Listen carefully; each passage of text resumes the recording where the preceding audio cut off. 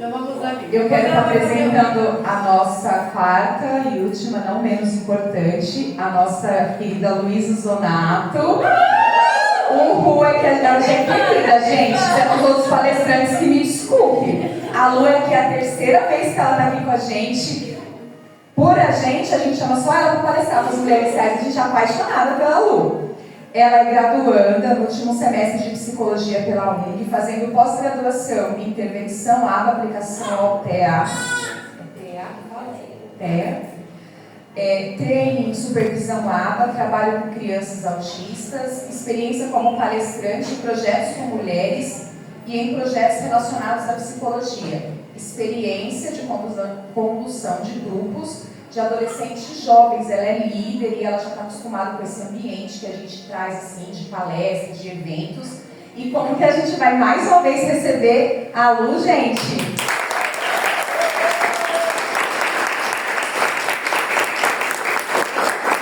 Palestrantes, sejam muito bem-vindos. Nós vamos dar início a esse painel de discussão de Setembro Amarelo. Falando sobre o suicídio e sobre a vida, e vamos começar sobre... Eu abri o arquivo errado, espera só um pouquinho.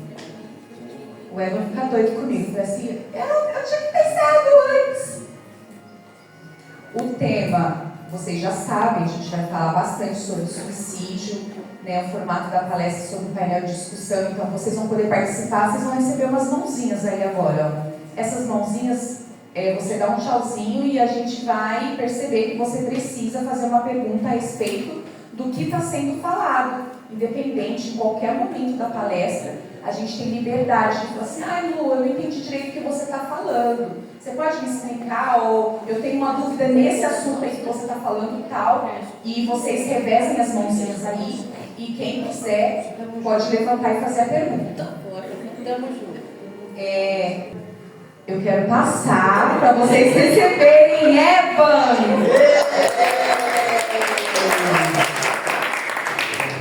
Gente, todo mundo rindo, todo mundo em descontração, mas o assunto que nós vamos falar aqui hoje, ele pode salvar vidas. Ele é muito delicado. Vamos trazer dados, vamos trazer estatísticas, falar dos riscos, de prevenção, vamos falar do que fazer, do que não fazer nessa situação. Mas para introduzir aqui, antes dos meus colegas falarem, vamos começar com uma reflexão. Então, eu falo muito sobre isso aqui, e não é segredo para ninguém que o objetivo número 1 da vida, principalmente quando falamos da vida biológica, o objetivo número 1 é a sobrevivência. Então agora, todos esses olhos olhando para mim aqui, eu quero que vocês imaginem, saiam desse lugar aqui agora, através da imaginação de vocês, e imaginem todo o esforço que vocês fazem para permanecerem vivos. Então, você estuda, você trabalha. Imagina aquele dia frio de inverno que você pega ônibus bem de manhãzinha, ou enfrenta aquele trânsito horrível, e você corre para um lado, corre para o outro, prepara comida, faz tudo o que é necessário para permanecer. Linda aqui. Faz tudo o que é necessário para permanecer o quê? Vivo. Você cria filhos. Você se casa. Você atura aquela pessoa. Você atura aquele cunhado folgado. Você se socializa, ou pelo menos tenta se socializar. Tudo isso para garantir a sua própria sobrevivência. O objetivo número 1 de todos os mecanismos biológicos do nosso ser é permanecer vivo. Então pense agora sobre o esforço que você faz para permanecer vivo. O quanto de energia que você gasta para permanecer vivo. E eu quero te falar que uma pessoa que comete suicídio, ela tem que pôr uma energia ainda maior para fazer isso. E essa nossa reflexão aqui de agora serve para a gente entender o grau de sofrimento e de dor que essa pessoa está sentindo para romper com todas essas barreiras biológicas de sobrevivência para poder tirar a própria vida. Então, falar de suicídio novamente não é fácil. É um assunto bastante complexo, complicado. As pessoas podem estar rindo, podem ser bem-sucedidas, não importa o que a gente vê na aparência. A dor psicológica e a dor emocional que essa pessoa está sentindo, tenham certeza disso, é gigantesca. Gigantesca.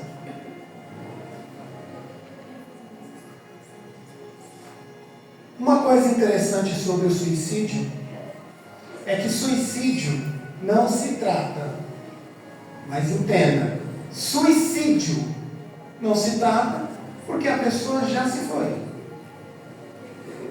O que se trata é a ideação suicida. Porque aquele choque que acontece mas estava tudo bem e a pessoa fez isso. Não estava tudo bem. E aí já não tem mais muita coisa a se fazer. Então, a única coisa que os profissionais vão se preocupar em tentar tratar é a ideação suicida. O que é a ideação suicida? Quem não sabe o que é ideação suicida, levanta a mão amarela. Muita gente não sabe o que é ideação suicida. Então, eu já vou abrir, com a permissão dos meus colegas, fazendo uma distinção aqui entre o que é ideação suicida e o que é autolesão. São duas coisas diferentes. Ideação suicida é uma coisa, autolesão é outra completamente diferente. Não completamente diferente, elas estão bem próximas, mas existe aqui uma diferença básica entre as duas coisas. Quem está com a ideação suicida está de fato com vontade de morrer, querendo tirar a própria vida. A pessoa que faz autolesão, não necessariamente. Existe um mecanismo que tenta, um mecanismo biológico no cérebro, que acontece quimicamente no cérebro das pessoas que fazem autolesão, que não necessariamente serve para tirar a própria vida. A pessoa faz aquilo porque ela recebe uma recompensa química no cérebro. É como se ela fosse viciada na autolesão. O paciente, a pessoa que já atentou contra a própria vida, que já tentou o suicídio, já de cara, também é importante falar aqui, é um paciente ambulatorial. É hospital, ambulatório, medicada, psiquiatra. É uma pessoa que merece 100% da atenção. Eu quero passar para os meus colegas falar algo a respeito. Precisa de ajuda? Então, isso é quer chegar de fato. Então, isso é um tabu que precisa ser tirado, e aí já mostra a relevância de uma coisa assim como a que nós estamos fazendo. Não existe isso da pessoa querer chamar a atenção. Não, gente, pensa comigo. Eu acabei de introduzir dizendo o quê? Que o objetivo número 1 de qualquer ser vivo, biologicamente falando, é uma autopreservação.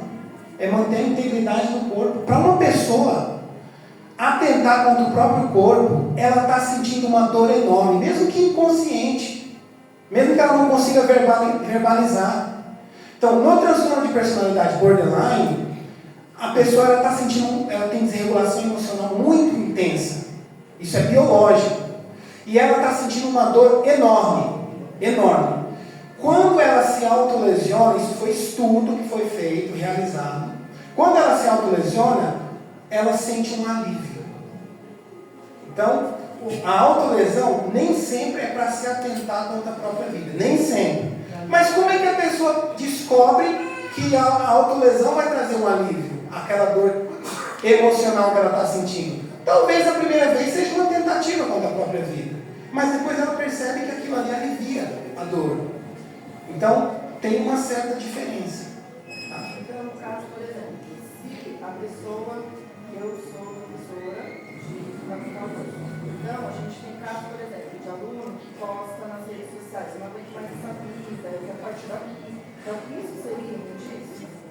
Com certeza absoluta. Porque vai chegar de fato na autolesão. Com certeza absoluta. Nós preparamos essa conversa de uma forma bem estruturada. Então, primeiro nós vamos falar das estatísticas, como que é a prevalência do suicídio, da ideação suicida e etc. Vamos falar, a Luísa vai falar sobre o tema dela que eu esqueci.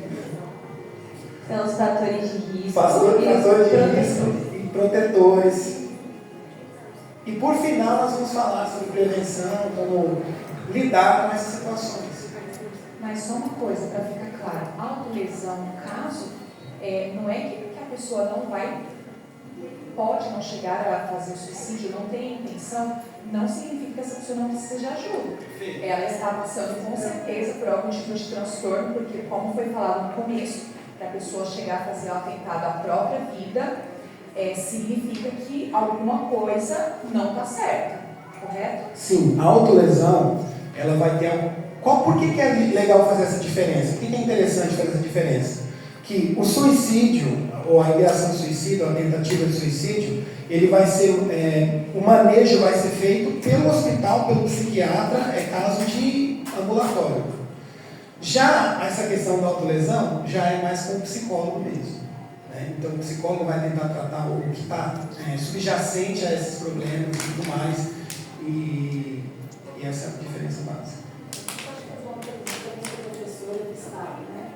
Eu tenho muitos, igual na fundadores da outra média, eu tenho muitos alunos que estão. E eu acredito que isso, na minha, não tenho conhecimento que vocês têm, isso vai chamar a atenção. Eu chamo alguns meninos, sabe, eu não tenho conhecimento que vocês têm, eu vejo assim, os meninos não são adolescentes, eu dou na escola do estado, na escola de periferia muito grande, e tem assim, muitos jovens que têm essa. E eu vejo assim que às vezes é um certo meio de chamar a atenção da família. Tá? Geralmente tem 4, 5, 6, 7 irmãos, uma situação vulnerável muito difícil, o pai está numa situação muito complicada, a mãe está numa situação muito complicada. Então, às vezes eu vejo isso para chamar um pouco de atenção. Não sei se é certo ou não, mas assim, é muito complicado, pelo menos aonde eu aula, eu tenho assim uma quantidade pouco relevante, tá? Então eu chamo para conversar, eu vejo que fala assim, eu vejo assim, eu tive agora, semana passada, minha amiga falou comigo, a minha avó falou assim, por que você não se mata? Me arrependo tanto de ter pego você para criar, que o pai, a mãe abandonou por 4 anos. Então assim, não é uma espécie assim de querer chamar a atenção. Assim, olha, eu estou aqui, socorro, me ajuda. Sabe que ela veio conversar comigo e eu fiquei assim. Eu falei para ela assim, quando acontecer isso, vai para um outro canto, vai para um outro lugar da sua casa, apesar dela estudar, de ela trabalhar, mas ela está passando uma situação muito difícil. Ela falou para ela, não tem um jeito. Se você for na minha casa, quando entrar na minha casa, aqui é o quarto, aqui é a cozinha e aqui é o banheiro. Eu não tenho nem como distanciar da minha avó. Ela mostrou as agressões? Não. Você que viu? Não. É que a gente vê, Porque geralmente eles podem estar um calor assim, de 40 graus. Isso Eles mesmo. estão de moletom. Então, essa é a atenção que nós temos, um olhar diferenciado para isso, porque geralmente eles escondem. E ela viu confiança em você, por isso que ela te procurou, para falar da situação que ela passa, Mas aí nosso psicólogo vai falar aí o que deve ser feito. Eu acho, assim, na minha opinião, assim, será que não é um jeito assim, de chamar a atenção? ó, socorro, estou aqui, né? Você está falando assim, seria uma forma consciente da pessoa chamar a atenção para uma dor muito forte que ela está sentindo. Como eu falei, falando sobre qualquer transtorno psicológico. Falou em medicina, não. Né? Falou em casos médicos, não. O que causa Covid? O vírus. O vírus causa Covid. Acabou. Em psicologia, não é assim. Quase nada é assim. Todo transtorno, todo sintoma psicológico, ele é multifatorial. Então, vir aqui falar, será se não é A ou será se não é B, é muito perigoso. Então, pode ser que tenha, assim, fatores da pessoa, ser uma forma da pessoa mostrar um sofrimento, né? Então, eu vi alguém fazendo isso, e aí todo mundo deu atenção para ela. Ou, eu vou dar uma lição em alguém. Será se tem isso? Talvez sim, mas eu vou falar de uma área completamente diferente aqui, ó. Todo mundo vê em filme, todo mundo sabe o quê? Que todo mundo é inocente até que se prove o contrário. Por que a lei faz isso? Para impedir que pessoas inocentes paguem por coisas que não fizeram. Então, não é justo que a gente generalize a população com ideação suicida, que todo mundo é para chamar atenção. O risco de estarmos errados é muito alto. Então, nós precisamos considerar que a pessoa que está se autolesionando, ela está sentindo uma dor inconsciente tão forte que ela não consegue nem verbalizar. Ela não consegue explicar.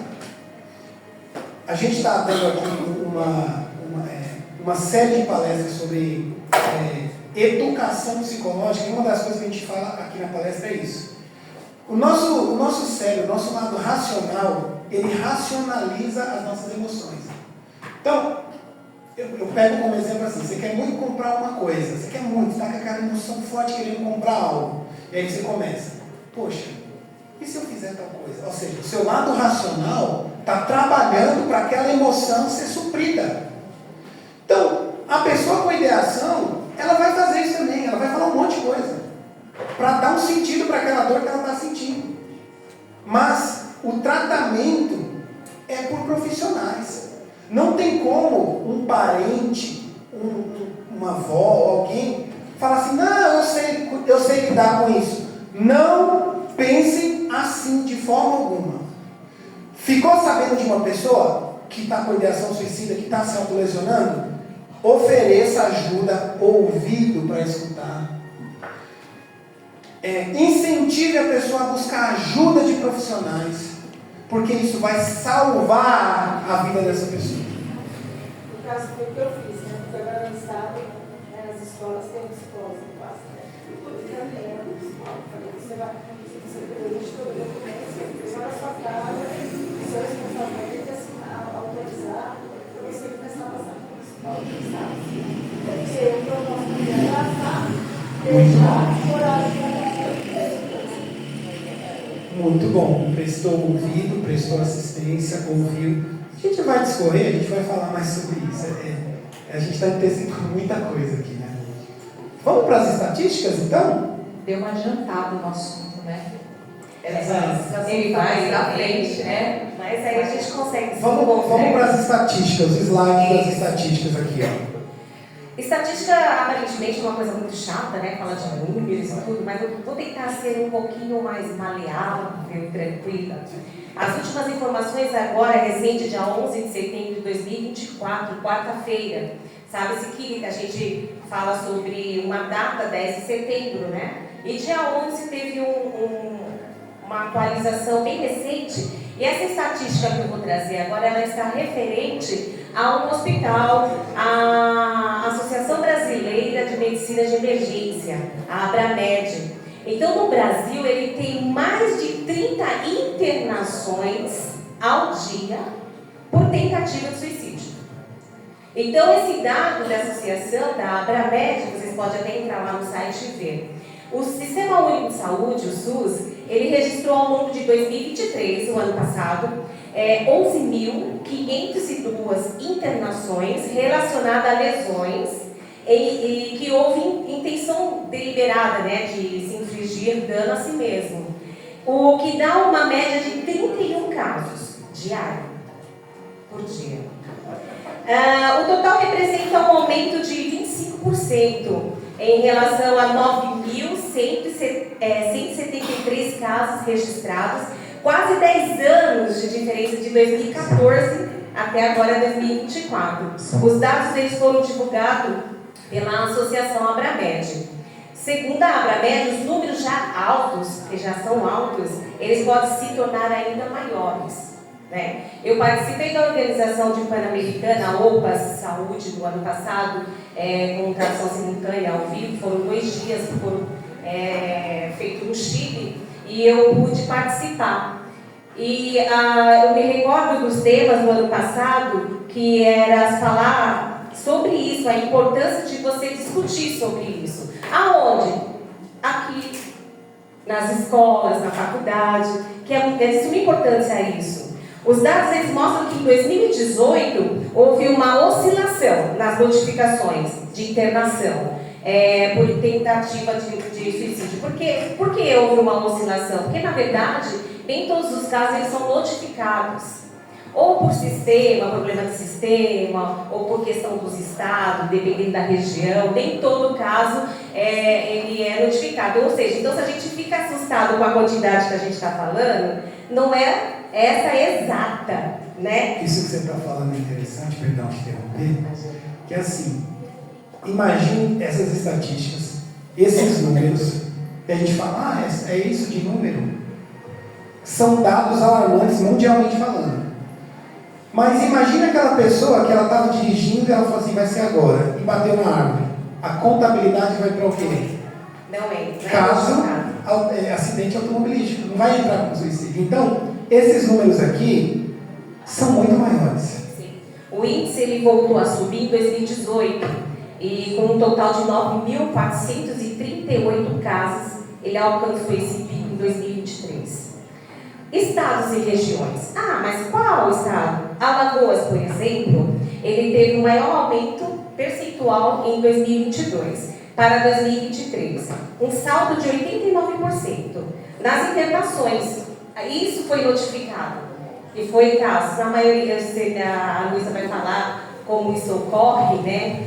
Como eles foram parar lá, eles vão entender. Por quê? Porque eu, como enfermeira da área de saúde mental, nós trabalhamos em equipe, né? Precisamos do psicólogo, do médico e tudo. Então, nós trabalhamos em equipe. Então, é triste você chegar a atender a pessoa, pois a gente está no hospital, a gente vai atender, a pessoa ficou doente, né? Vai falar, não, ela fez uma tentativa. Porque ela já provavelmente já cogitava a ideia disso, né? Então, em números absolutos, os casos eles passaram de 18 para 34 nesse período. Em Paraíba e Rio de Janeiro, há atenção com um aumento de 71%. Então, isso vai de estado para estado. E 43% respectivamente. Por outro lado, o estado de São Paulo e Minas Gerais, apesar de registrarem números altíssimos, né, os lugares de hospitais grandes, teve um aumento também de 3.872 e 1.702 internações, respectivamente, em 2023. Por que a gente está falando dos dados de 2023? Porque foi fechado. Então, nós temos que só levantar 2024 como concluir 2024. Ou seja, nós estamos no 10º mês do ano de 2024. E essas últimas informações são recentes, dezembro, se você comparar para pensar, né? Então, ele registrou um aumento percentual de 5% em São Paulo e Minas Gerais.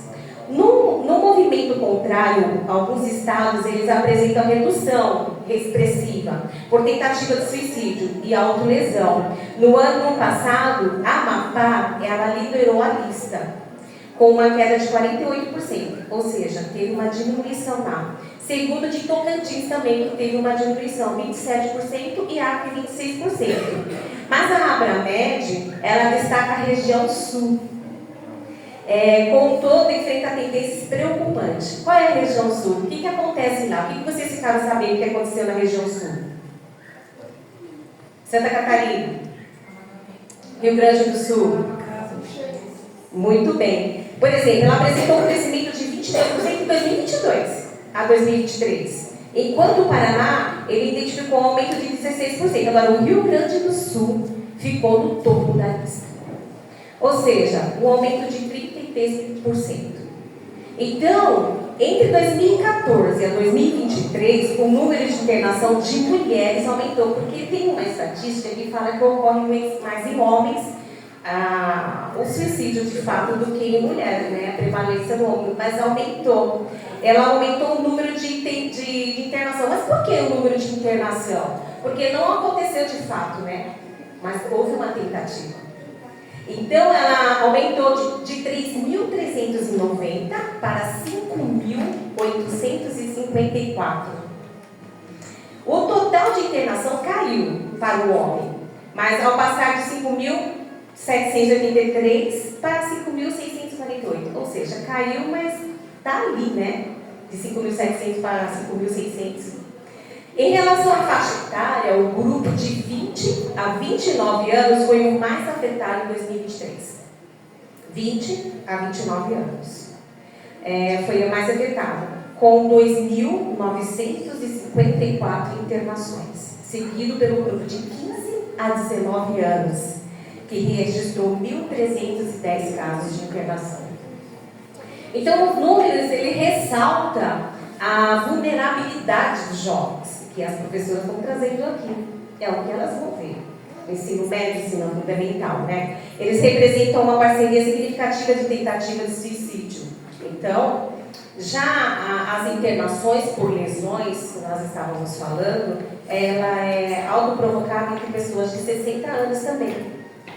De 60 anos ou mais, um resultado de 963 casos. Ele deu o exemplo do carro, que pode ser não notificado como suicídio, mas também tem a questão de autolesão do idoso, que de repente também pode entrar como uma outra visão, né? Se machucou, caiu, mas ele entra 963 casos em 2023 como tentativa. O outro dado relevante é o aumento das internações entre crianças e adolescentes, de 10 a 14 anos. Em 2023 também. Foram 601 registros, quase o dobro do observado em 2011, que era 315. 601, quase o dobro. Então, em 10 anos, tem dobrado essa preocupação e esse problema, né? Setembro Amarelo de 2023, ele criou o tema Esperança através da ação. Essa é uma ação. É relevante, porque fala assim, dentro da igreja, e eles falaram, eu estava ao vivo com eles, como foi no Chile, eles falaram a importância das igrejas avisarem e falarem. Das ONGs, eles deixaram isso bem claro. Então, traz para a gente essa responsabilidade também, né? Então, no Brasil, no ano passado, foi criar esperança através da ação. No Brasil, uma das principais campanhas de combate ao estigma na temática de saúde mental é Setembro Amarelo, que este ano ele tem um outro tema. Se precisar, peça ajuda. O tema deste ano. Então, definido diversas autoridades sanitárias como um problema de saúde pública, o suicídio é um problema de saúde pública no país. Ele responde por cerca de 14 mil registros todos os anos. É muita coisa, não é? Porque se nem todos são notificados, para pensar, 14 mil registros todos os anos. Isso significa que cada dia, em média, 38 pessoas tiraram a sua própria vida. Em média. A prevalência de grupos específicos fala que ele cita ainda ser uma pessoa, as pessoas LGBT, estar em situação de precariedade financeira, social, ser refugiado político, enfrentar ameaças, abusos em casa, violência. Esses e outros fatores contribuem para o processo de ideação, ou até processo de ideação, né? Abuso e violência, esses outros fatores contribuem para o processo de ideação ou até de tentativa de suicídio. Então, são várias situações, né, que a gente pode estar falando. É uma forma, eu entendi quando ela falou sobre, não quer dizer assim, chamar atenção, acho que o chamar atenção que ela quis dizer é mostrar que está acontecendo alguma coisa, né, e é um cenário global isso. Então, os dados da Organização Mundial da Saúde, todos os anos, mais de 700 mil pessoas em todo o mundo tiram a sua própria vida. É pouco? Pode falar. Também tem um fator da dependência química, né? Eu vi isso na minha família. Em abril, boa noite. Também tem um fator da dependência química, que eu vivi isso na família. A gente ainda está de luto. Desculpa, gente. Em abril de 2024, meu irmão tirou a própria vida. Porque ele estava se tratando da dependência química e a gente estava auxiliando ele, ajudando. E já fazia 4 anos que ele não fazia uso. E aí ele teve uma recaída muito grande e acabou se suicidando. Nós achamos ele enforcado na casa dele, na sala de casa. Então, esse daí também é um fator e a gente está vivendo isso na nossa família, a gente está vivendo isso na pele, né? E é muito doloroso. Até hoje a gente foi em abril e a gente está muito difícil. Quando a gente fala, quando a gente lembra dele, a minha mãe está sofrendo muito com isso. Dos 9 que a minha mãe criou, ele foi o que mais deu trabalho para ela, foi preso, mas a gente sempre ajudou, mas não foi o suficiente a nossa ajuda. Ele acabou se matando. Sinto muito por você, viu, pela sua família. Olha, eu tenho uma especialidade de álcool e outras drogas. E eu fui voluntária por muito tempo no CAPS aqui de Guarulhos de álcool e drogas. Então lá eu trabalhava com redução do danos, a gente via o sofrimento que eles sentem em querer parar e não conseguir, né? Eu tive caso no hospital, quando eu estava atuando no hospital, de um menino de 14 anos, na sua 4ª parada cardíaca, também por causa de problemas de uso de drogas. Então todos têm a sua questão, né? E às vezes se sente impotente, né? Acredito que a sua família se sentiu impotente de ter tentado fazer algo e não ter conseguido, porque fala que não ter conseguido por não ter encontrado, né, ele dessa maneira. Mas não é fácil. Essas situações também sobre as condições, a Luísa também vai falar sobre isso, né? Números mostram que atualmente o suicídio é a 4ª principal causa de morte. Uma das principais causas de morte é o câncer, a AIDS, né? Até mesmo os problemas respiratórios, né? A SARS. Entre jovens de 15 e 29 anos é a 4ª questão de morte, né? E a Organização Mundial da Saúde, ela cita sequências sociais, emocionais, econômicas de longo alcance provocadas pelo suicídio e que afeta profundamente o indivíduo e a comunidade como um todo, né? Então, para concluir, eu fico imaginando uma coisa que aparentemente parece que não, mas vou contar um caso que não foi repercutido, porque a pessoa era extremamente famosa, mas a doutora Rosana Alves, neurocientista, psicóloga, ela que teve acesso a esse caso. E vou perguntar para vocês, tá? Para vocês verem o que é frescura, o que não é frescura, não é verdade? Suponhamos que vocês tenham hoje 6 milhões de reais na conta. E aí? 6 milhões de... Bom, vamos tentar computar essa quantidade, que é meio difícil, né? Porque eu não tenho. 6 milhões de reais na conta. O que vocês acham? Como é que está a mente de vocês aí? Com 6 milhões de reais na conta? Não consigo nem imaginar. Não consegue imaginar. Pois é. Na pandemia, este homem tinha 6 milhões de reais na conta. Mas devido ao caos da pandemia, ele perdeu 4 milhões.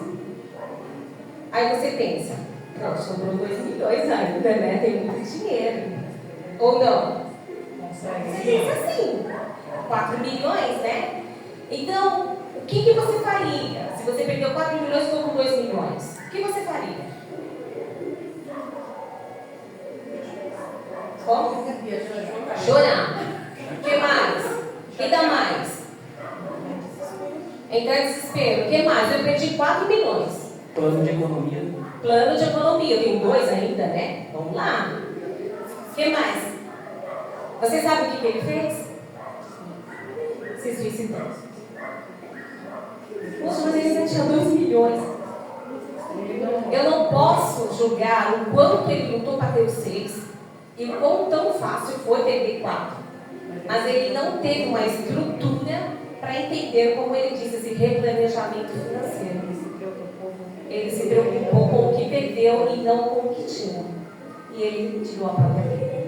Então, é muito importante a gente trazer esses desafios, né, que levanta a Organização Mundial da Saúde.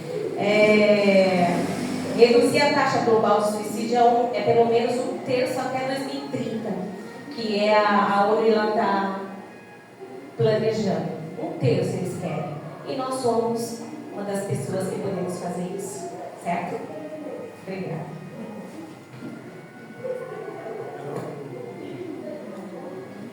Como ela falou por último, existe esse plano da Organização Mundial da Saúde de 2013 até 2030, reduzir.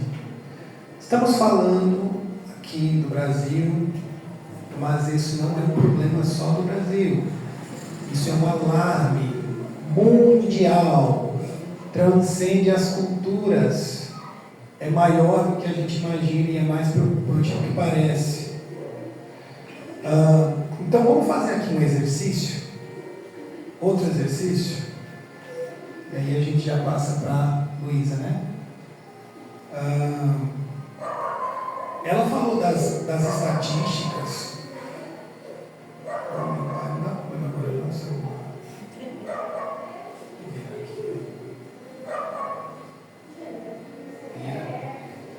Ela falou aqui das estatísticas.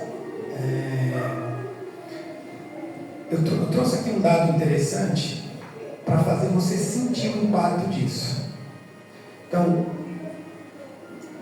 anualmente, mais pessoas morrem como resultado de suicídio do que devido a guerras e homicídios. E qual é o exercício que a gente faz agora?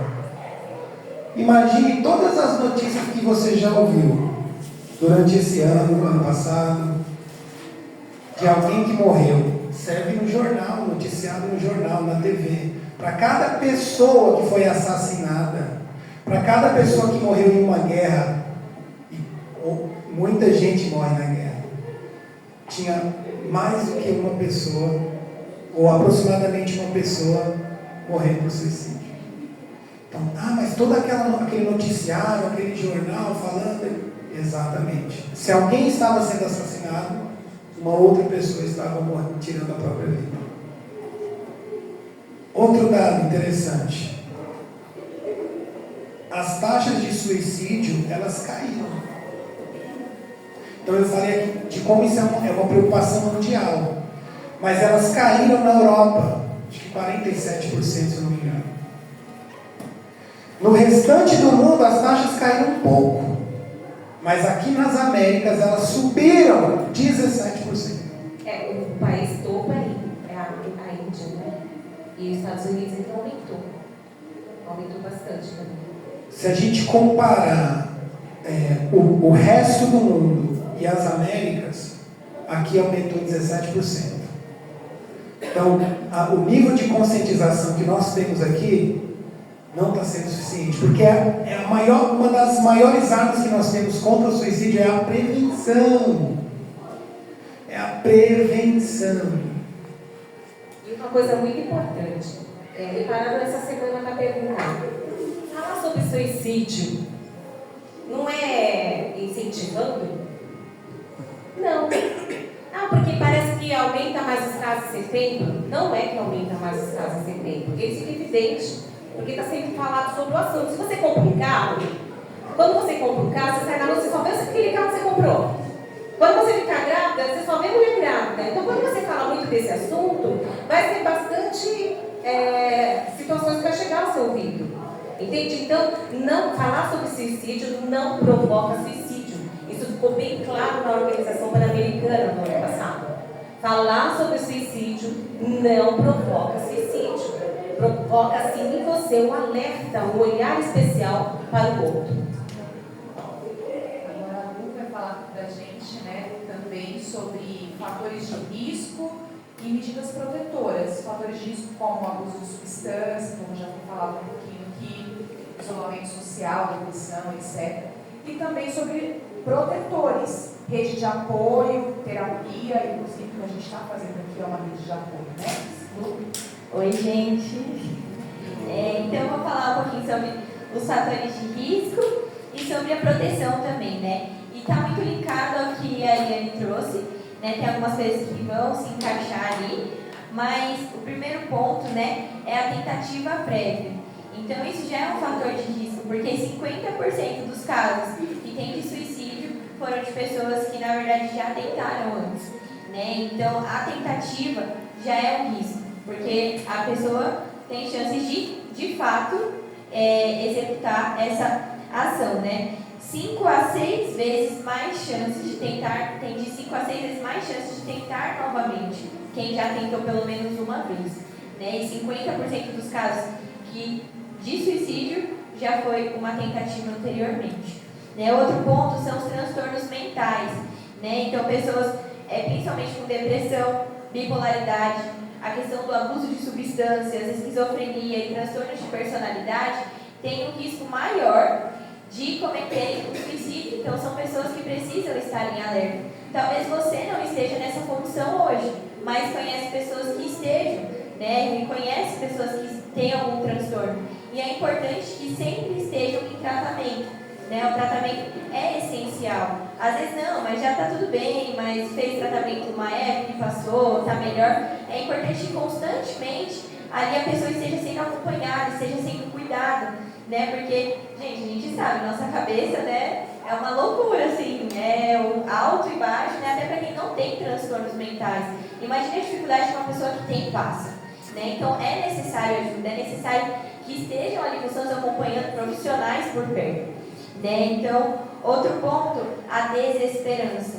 Isso não entra em pessoas com transtornos mentais, mas pessoas que, assim, têm dificuldades na vida, ou pessoas que vivem normalmente, mas estão com alto nível de desesperança, que não tem mais sentido da vida, que não vê mais sentido em nada, que não tem mais planejamento sobre o futuro, que não vê mais esperança, não tem mais perspectiva, né? Então, muitas vezes a gente vai ignorando, né, os sinais. Então, não, só estou triste, ou não, só estou desanimado, e aquilo vai se prolongando, e quando vê já está no nível de desesperança, né? Ou pessoas que estão próximas de nós, não, mas isso é só cansaço, não, mas isso vai passar, é só um momento. É importante a gente ter um olhar mais humano para a nossa dor e para a dor do outro, para que ela não cresça, né? Acho que tudo que é grande começou na verdade pequeno, né? Então, até o Dan vai falar um pouco sobre a prevenção. É importante que a gente tenha esse olhar desde o começo, desde o pouco, né? Estou me sentindo mal, estou vendo alguém mal, buscar ajuda, né? Por isso que eu falei da prevenção. Isso é uma forma de prevenção também. Eu buscar ajuda, buscar auxílio, né? Porque não veio uma desesperança do nada, né? Não, do nada não tenho mais um sentido de vida. Não, aquilo foi crescendo, foi sendo alimentado, foi evoluindo. Então, pessoas que estão no nível alto de desesperança já, elas correm mais risco de, infelizmente, cometerem um suicídio, né? Mas o que eu estou tentando alertar é que a desesperança em si já é um risco, né? Então, a gente pensa, não, nunca vai acontecer comigo, ou com fulano, ou com ciclano, mas é preciso se atentar, é preciso buscar ajuda. Outro ponto é a idade, que a Eliane falou um pouco, né? É muito comum não, né? Mas tem uma prevalência maior em jovens e em idosos, né? Eu até fiquei surpresa quando eu estudei dos idosos, né? Porque é um público que precisa de atenção também, né? Porque imagina, né? A fase da vida que muitas vezes tem ali doenças, muitas vezes tem solidão, né? Muitas vezes familiares que já faleceram, ou, gente, é uma palavra difícil, cônjuge, Eu nunca consigo falar essa palavra, mas o marido, a esposa, vocês entenderam, né? Quem é que eu estou querendo falar? Faleceu ali, então tem esses riscos. Então, os jovens, muitas vezes movidos pela impulsividade, vai no uso de substâncias, ou humor deprimido, ou problemas familiares, rejeições, abusos físicos e sexuais. Então, é importante ver a história da família, a história da pessoa, né? A nossa própria história também. Será que tem fatores ali que podem gerar um trauma, ou fatores que são traumáticos, né? Que precisam de um cuidado, que precisam ser tratados, né? Então, se você sabe, nossa, hoje eu não tenho, Luísa, não tenho nem esse pensamento, mas eu tive marcas na minha vida, procure por ajuda.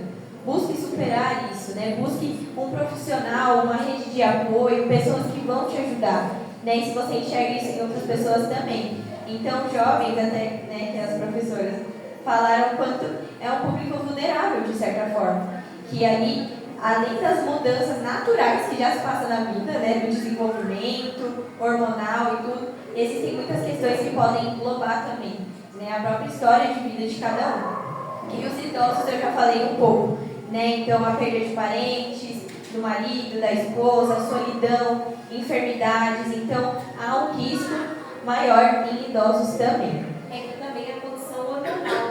Assim como entra no jovem a condição hormonal, sabe, quando está entrando na puberdade e tudo, entra também na questão do idoso. A questão hormonal, ele não compreende, né, aquelas mudanças, aquelas nuances. Eu, quando entrei na menopausa, fiz uma reunião com a minha família. Eu falei, olha, cuidado com meus transtornos de humor aí, com as minhas mudanças de humor. Se eu tiver que falar, você me escuta. Se eu estiver quieta, me deixa quieta. Então, o idoso, ele muitas das vezes, ele sente esse distanciamento da família. O meu filho casou domingo, segunda e terça eu chorei. Eu me permiti chorar. Ora, 32 anos comigo, entendeu? Mas a questão é, quando o idoso ele não tem esse apoio, ele continua nessa situação, né? Então, o fator que ela achou interessante, é muito interessante mesmo. A gente só pensa nos jovens, mas o idoso também está nesse mesmo.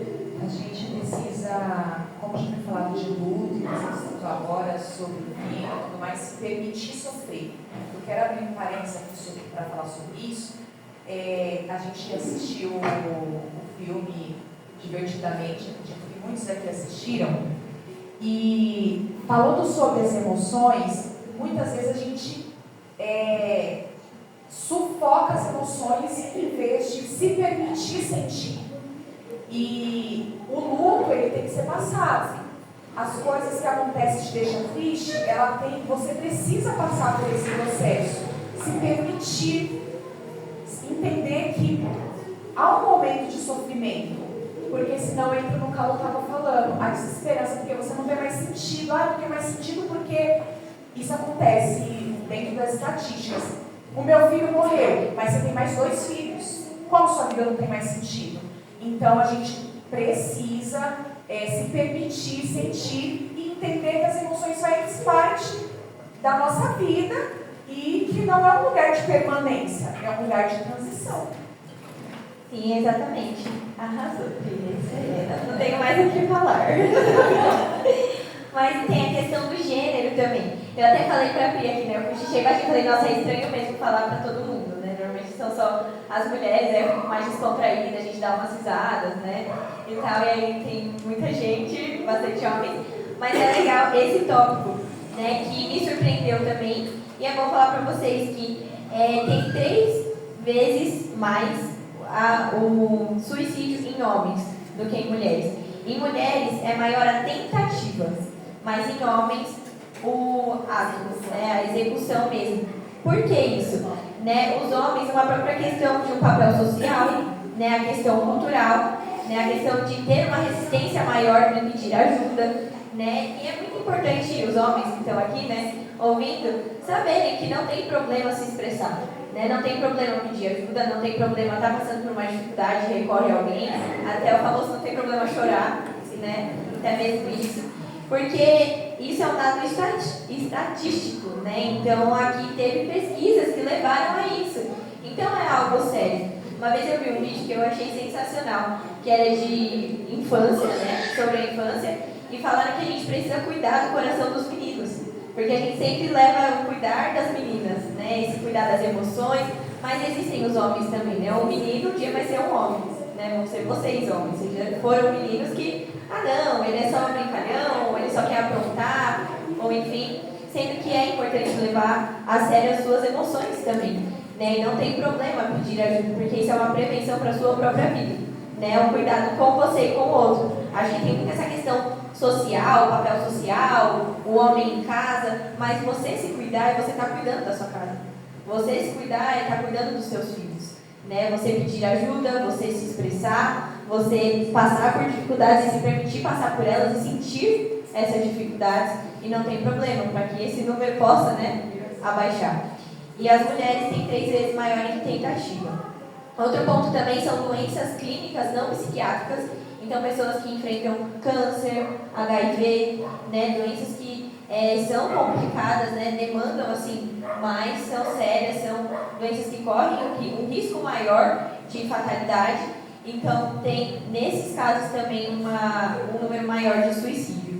E por último, eventos adversos na infância, na adolescência, o histórico familiar, a genética, né? Então, por isso que tudo é importante ser levado a sério. Igual eu comentei anteriormente, né? Que se você passou por algo, se você tem um trauma, é importante que ele seja tratado, né? É importante que, eu não tenho, mas eu vejo uma pessoa que passou por uma situação muito difícil. Incentive essa pessoa a buscar ajuda. Incentive essa pessoa a buscar recursos para lidar com aquilo, né? Porque todos nós passamos por crises, todos nós passamos por dificuldades. Existem várias crises que são do nosso próprio desenvolvimento, então da infância para a adolescência, até comentou sobre o idoso, né? Sobre a menopausa, por exemplo. Em casa também, gente, tem uma pessoa que está no negócio chamado climatério, né? E ela já alertou a gente também, né? Quando eu falo, mas mãe, o que aconteceu que a senhora está do nada assim? Luiz, eu estou no climatério, né? Então, climatério.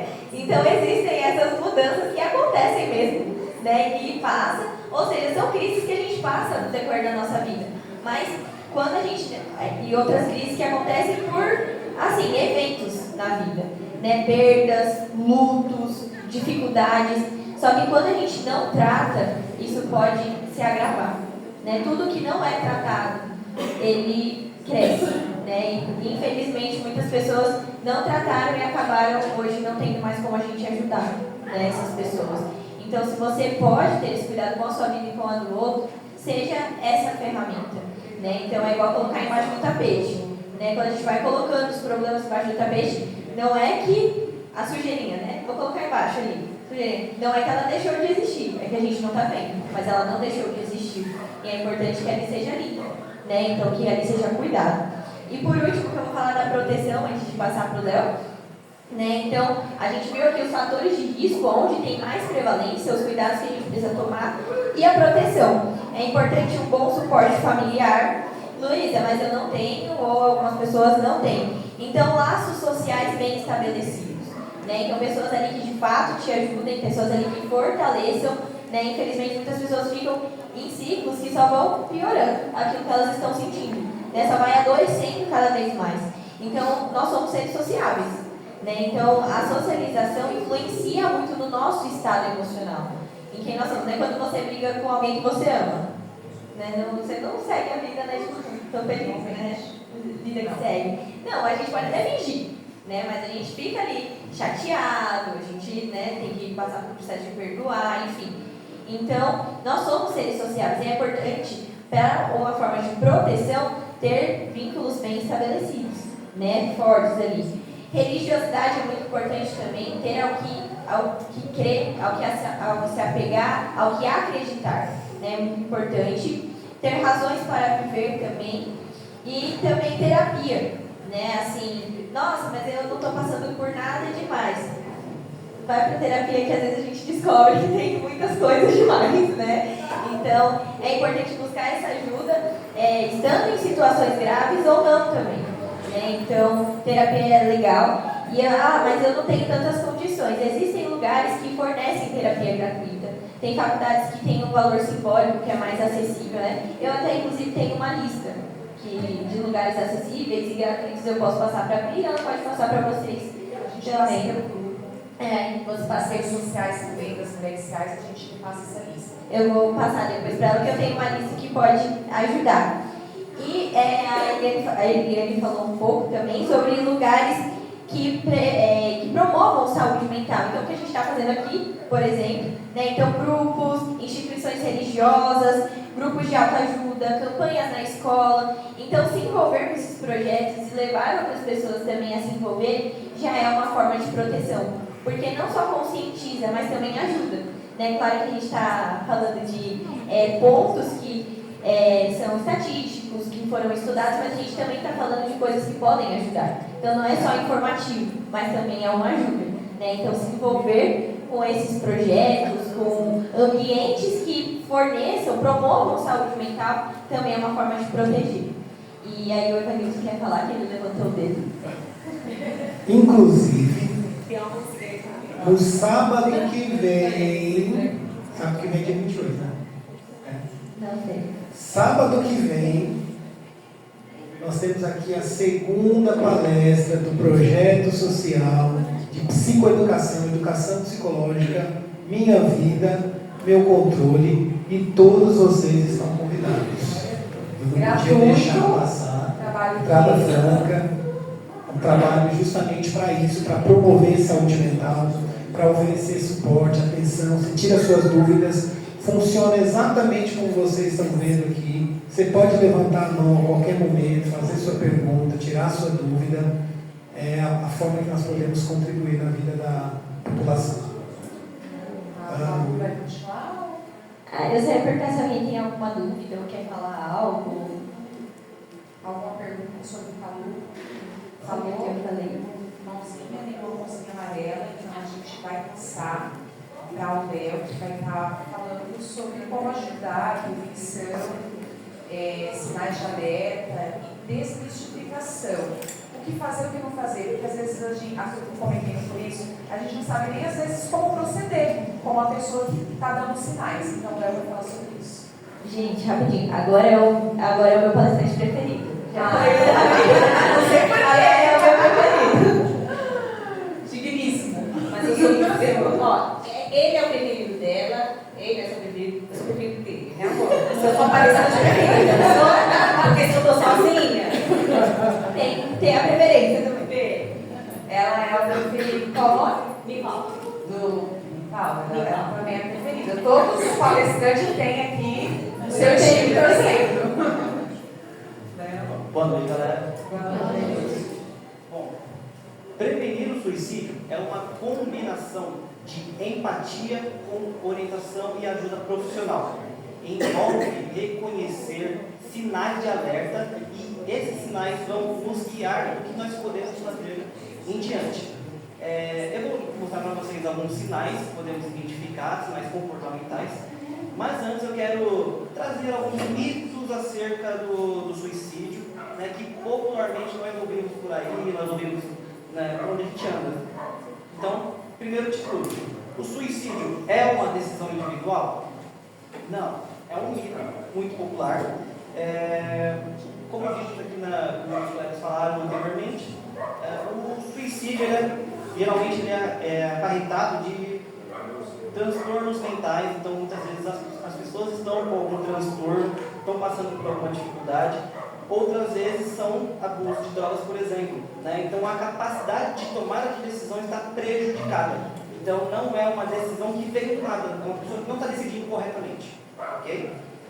Quando há um pensamento suicida ou a ideação propriamente dita, esse tipo de pensamento ele virá para sempre? Não também, é um outro mito. Se for bem tratado, esse pensamento ele tende a diminuir até desaparece, ok? As pessoas que dizem que vão se matar é uma frescura? Não, isso também é um outro mito, ok? Não se negligencia essa fala, tá bom? Esses são comportamentos antecedentes, são gatilhos, ok? Esse também não deve ser negligenciado, ok? Não devemos falar sobre suicídio porque isso aumenta o risco. Descobrimos que não. Se fosse assim, não poderíamos fazer o que estamos fazendo aqui. Ok? Falar sobre suicídio, ele alimenta as informações das pessoas. Okay? Cria um estado de alerta, a pessoa começa a perceber coisas que não tinham percebido antes. Então a informação sobre é super importante. Okay? Só um detalhe aqui. Aquele guarda que computou o acidente de trânsito como suicídio, que eu falei no começo, ele foi conscientizado. Então ele vai estar com o alerta dele ligado. Ele vai falar assim, opa, isso aqui pode ter sido um suicídio. E aí parece que o número está aumentando, mas as pessoas estão sendo conscientizadas e os casos que estavam passando batido, eles vão ser postados. Bom, esses foram alguns mitos acerca sobre suicídio, ok? E aí trouxe aqui também para vocês uns sinais de alerta que nós podemos identificar, né? De repente você não sabia que isso era um sinal de alerta, agora, olha, reparei que alguém está fazendo isso. Okay? Então, primeiro de tudo, são mudanças comportamentais. Né? Então a pessoa passa a se isolar, tanto de familiares quanto de amigos, para de fazer aquilo que gostava. Isso já é uma tendência, ok? Algumas mudanças comportamentais elas podem ser um pouco mais bruscas. Então a pessoa tem uma repentina calmaria depois de uma crise que acabou de ter, ok? Ou ao contrário, estava super calma, de repente, tristeza profunda, ok? É uma mudança que devemos estar atentos. Fala e linguagem. Devemos sempre estar atentos ao comportamento verbal de uma pessoa, pois aqueles comentários que costumamos ouvir, eu quero morrer, ou eu sou um peso para minha mãe, eu sou um peso para meu pai, são outros gatilhos muito fortes que devemos estar atentos, ok? Tem também alteração no humor, ok? Então vamos ver aumento da irritabilidade, tristeza em excesso, sentimento de desesperança e desespero, ok? E um dos que são mais notáveis, né, são gatilhos mais notáveis, são até um pouco mais perigosos do que os que eu acabei de comentar, que são os comportamentos de risco. Então a pessoa ela pode começar se despedindo de amigos e familiares, começa a dar presente ou dar materiais pessoais para outras pessoas, começa a resolver conflitos que até então não eram resolvidos. Faz lista de quem a pessoa pode casar ou não depois da morte. Isso que eu estou falando não é de nenhuma pessoa fora. Eu fiz uma lista para o Newton. Para mim, eu ia morrer. Foi no caso da bariátrica, só que eu já estava em quadro depressivo. Então, assim, aconteceu. Às vezes, sinais assim, tá ficando doida. É mais ou menos isso. Então, precisa de ajuda. Está aqui a lista, me entregou a lista. Essas são as pessoas que, se eu morrer, você pode se casar com elas. Tinha nem.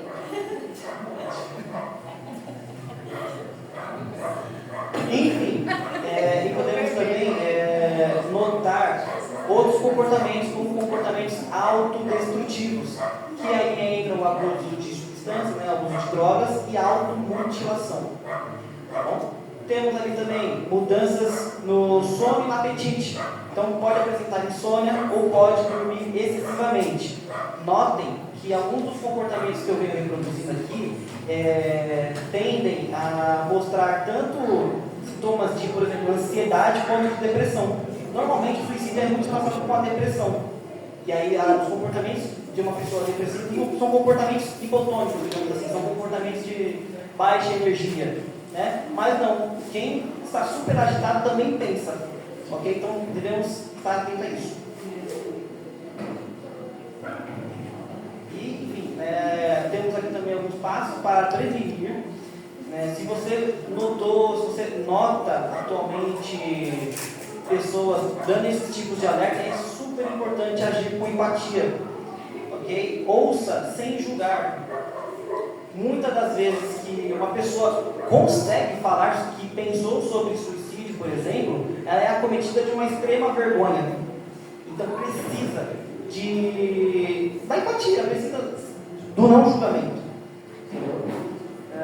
Perguntem diretamente. Aí a gente já entra naquele mito, né? Falar sobre ajuda ou não. Ajuda. Perguntar diretamente de extrema importância. Porque muitas das vezes a pessoa pode não querer falar. Mas se você abriu a porta e ela começou a falar, é de extrema importância que precisa do apoio. leve a sério, também relacionado com aquele mito. Nunca se negligencia, você precisa levar a sério a fala de uma pessoa. Mesmo que pareça que ela esteja apenas desabafando, mas tem que estar atento. Isso de desabafar é muito importante, que eu trago aqui a minha memória, porque assim, às vezes a pessoa ela acha que você tem que falar alguma coisa para a pessoa. Eu estava conversando isso, né, com ela essa semana, e às vezes você ouvir a solidariedade de estar ouvindo, de estar aberta, receptiva para a pessoa, isso vai fazer ela confiar em você, saber que você não está julgando, só o fato de você ouvir. Então, às vezes é mais importante até ouvir do que você, mas eu não sei o que falar. Não fala nada, fala, eu estou aqui, né? Pode falar, pode confiar e ser solidário com a fala da pessoa. Gente, vamos fazer um exercício aqui rapidinho, com a sua permissão. Vamos fazer aqui uma encenação. Vira para cá, por gentileza. O que não fazer? Forma prática. O que não fazer?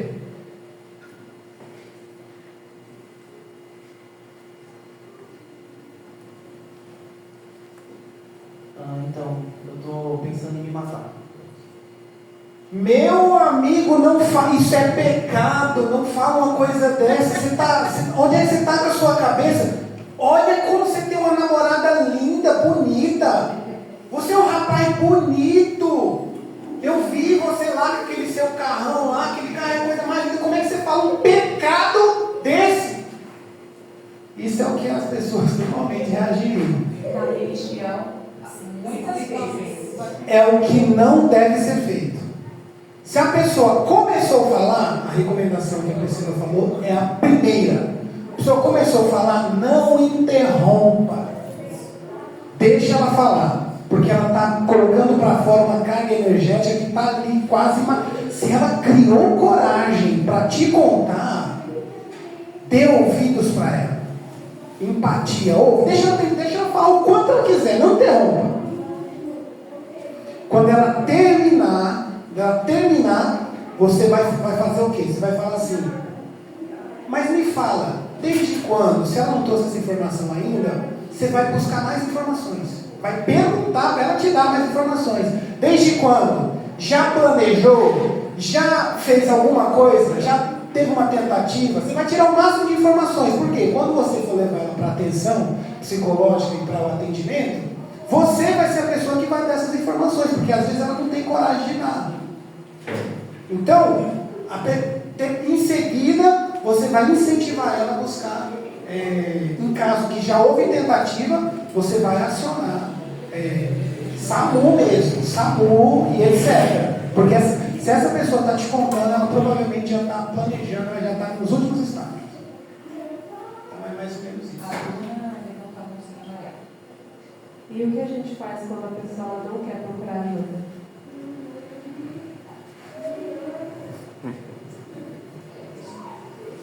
Bom, é super necessário que crie essa consciência, né? Conversar com ela mesmo. Se é importante você mostrar para ela que você está com ela. Entendeu? Então, por exemplo, ela não quer chamar ajuda profissional, por exemplo, tá? Mas assim, você pode me ligar quando você quiser. Ok? Você já contou para mais gente? Tem mais gente para te apoiar nesse momento? Que é de extrema importância que tenha. Ela pode não querer procurar ajuda profissional, mas que tenha pessoas do lado dela compreensivas. Então, inclusive, que essa é a única situação em que, por exemplo, o psicólogo, no exercício da sua profissão, vai quebrar o sigilo. Porque a vida da pessoa está em risco. Então, se o profissional vai fazer a quebra do sigilo, que é algo tão precioso para o processo de tratamento, quanto mais a gente, em primeiro lugar, avisar os familiares, chamar ajuda, avisar mais pessoas. Mas a pessoa vai achar ruim. Como eu falei, a pessoa começou a falar, ouça tudo que tem para ouvir. E como o Léo falou, a pessoa não está pensando bem. A cognição dessa pessoa está completamente comprometida, prejudicada. ela está com aquele pensamento em túnel. Nós vamos falar sobre isso na semana que vem. Pensamento em túnel, ela só enxerga aquela opção. É isso que eu tenho que fazer para acabar com o sofrimento. Então ela não está pensando em sã consciência. E acho que também mostrar que estar ali, mas estar perto de fato. Como é uma pessoa que não quer ajuda, eu acho que você pode oferecer ajuda sem que ela perceba claramente que é uma ajuda. Né? Então, a pessoa está desesperançosa, enfim, leva ela para fazer coisas se ela permitir, claro. Né? Mas tente ali estar perto de forma prática também. Né? Então, um dia passar o dia com ela, levar coisas que ela goste, fazer coisas que ela um dia já gostou muito. Né? Então, acredito que além de estar ali, é tentar trazer essa pessoa para perto de forma prática. Né? Então, vamos fazer um dia legal com ela, por exemplo. Se ela estiver nesse estágio, porque são estágios, né? Então, primeiro a ideação, depois o planejamento. Você já está planejando. Ela falou, vai ser com a corda, vai ser assim, vai ser assado. Já é um segundo nível. Depois tem um terceiro nível que é o quê? Ir lá e comprar a corda, alocar recursos. E o último estágio é o que a gente sabe, é tomar a medicação, é consumar. Então, a pessoa, mas a pessoa não quer, você vai tentar convencer ela a receber atendimento. Você vai falar, não, eu participei de uma palestra, profissionais falaram assim, assim, assim, tem solução. A questão que a Luísa trouxe, da esperança. Existe uma escala que a gente tem, que nós temos, que mede o nível de esperança, né, no consultório e tudo mais. Então, a gente vai tentar dar esperança. A pessoa é como se ela estivesse no escuro e ela não enxerga nada. Então a gente vai falar, eu sei que parece que não tem solução, mas eu falo para você, eu afirmo para você, eu estou aqui com você, tem solução, tem saída, a forma como você está pensando pode estar prejudicada, então vamos tirar a dúvida, vamos receber o atendimento, vamos procurar um profissional, porque qualquer coisa que eu te falar aqui não vai te ajudar muito, mas o profissional vai conseguir te ajudar. Então, tem uma questão que é assim, isso nós estamos falando da pessoa que vem com um comportamento crônico, ela vem apresentando e tudo mais, mas nós separamos em dois grandes blocos, né? Então, a ideação suicida e o suicídio, porque a pessoa tem um transtorno subjacente, é um grupo, mas tem o grupo de vulnerabilidade, como a Luísa falou, que é aquela pessoa que perdeu o emprego, é a pessoa que terminou um relacionamento, a pessoa que está passando por um luto. Então essas pessoas são vulneráveis. Elas não têm transtorno mental, mas elas são vulneráveis. Crianças, quem já ouviu falar do jogo A Baleia Azul? Quem nunca ouviu falar do jogo A Baleia Azul? Quem já ouviu falar do jogo A Baleia Azul? Então, crianças, atinge crianças são vulneráveis, ela recebe um desafio, ela não tem transtorno nenhum, mas ela está em vulnerabilidade. Por quê? Porque não tinha um adulto lá para olhar ela jogando a baleia azul. Então, gente, é isso. E eles pensam que é um ato de heroísmo, né? Porque a gente vê muito nos outros países isso, né? O suicídio, o homem-bomba, por exemplo. Né? Então eles consideram também um ato de heroísmo, mas porque não tem alguém de olho. As crianças que praticavam isso, porque elas não estavam sendo observadas pelos pais, pela família, né? Essa vulnerabilidade, eles acham que estão fazendo corretamente, é um ato de heroísmo. Eu vou fazer, né? Porque não tem um transtorno, mas está sendo ali conduzido para isso. Ainda sobre a pergunta da Bruna, a grande ação Pode falar. Bom, deixa eu só, sobre o suicídio, né? A pessoa, ela nunca deu indício que ela era uma pessoa depressiva, que ela precisava de uma ajuda, que de repente ela comete o suicídio. Deixa eu responder essa rapidinho. Meu filho um dia chegou e falou assim, mãe, eu estou muito triste. Mãe, nossa, eu estou angustiada. Eu falei, fala, filho, o que foi que aconteceu? O meu amigo da faculdade, ele me ligou e fazia tempo que ele não falava comigo, que ele já era formado já há um tempo. Eu falei, mas o que foi que aconteceu? Aí a irmã dele estava desaparecida há 3 dias e acharam ela, ela se suicidou. Mas mãe, ele disse que não tinha indício. que nunca, não parecia que ela estava dando alerta nem nada. Eu falei assim, ela tem Facebook? Tem, mãe? Vamos lá. E lá tinha algumas mensagenzinhas, eu falei, isso é indício, isso é indício, isso é indício. Ele, nossa mãe, é mesmo. Eu falei, então não tem como. Ela está dando sinal de alguma forma, né? Ao redor que não tem percebido. E a falta de informação gera isso, né? E isso é um sinal, é um alerta para todos que estamos aqui, inclusive os profissionais aqui na bancada. Tem um pensamento de, como eu queria sumir. Começa assim. Eu queria sumir, eu queria dormir e não acordar mais. Procure tratamento. Fale com um psicólogo. Eu recebi uma pergunta. Eu assisti um documentário que foi baseado em fatos reais. O rapaz, ele estava na faculdade e ele sumiu por alguns dias, né? Deixou uma carta, né, para o amigo dele da faculdade.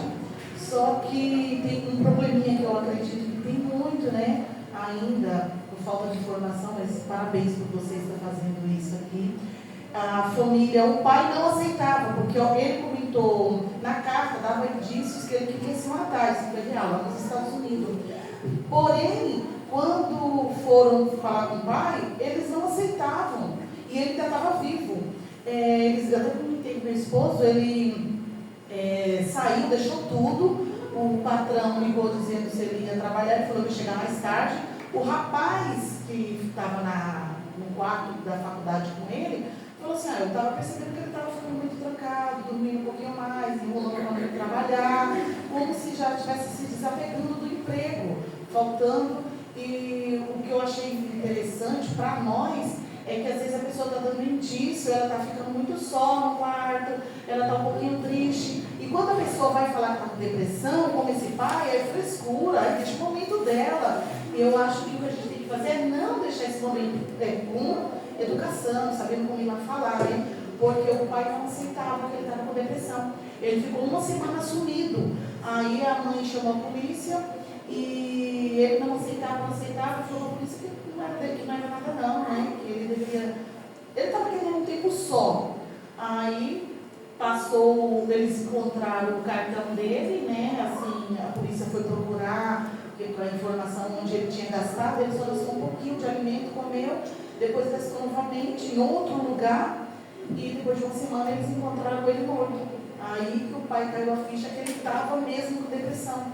Ele não aceitava, então acho que muito é isso. Às vezes a gente está ali na cara os sintomas. Me socorre, vou fazer alguma coisa. Só que a gente acha que é frescura. Muitos acham que é frescura e muitos não querem aceitar depressão, não, tirar a vida.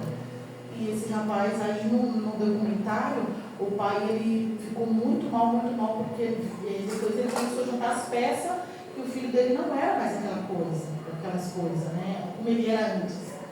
Mas é que ele não aceitava que ele estava doente. Ele não aceitava, ele já estava dando indício.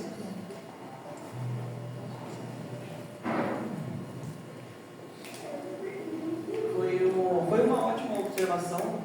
Ela coube muito do que nós falamos, né? Então, aquilo que também a Luísa já comentou sobre a parte da parcela dos homens, né? A cultura masculina, da forma como vai lidar com esses tipos de problema, né? Diz muito. Infelizmente, né? Só caiu a ficha depois que perdeu. A gente chama de isolamento. Foi o fator de risco que a Luísa trouxe, de isolamento. A pessoa começa a se isolar. Ela vai ficando cada vez mais sozinha, se desprendendo.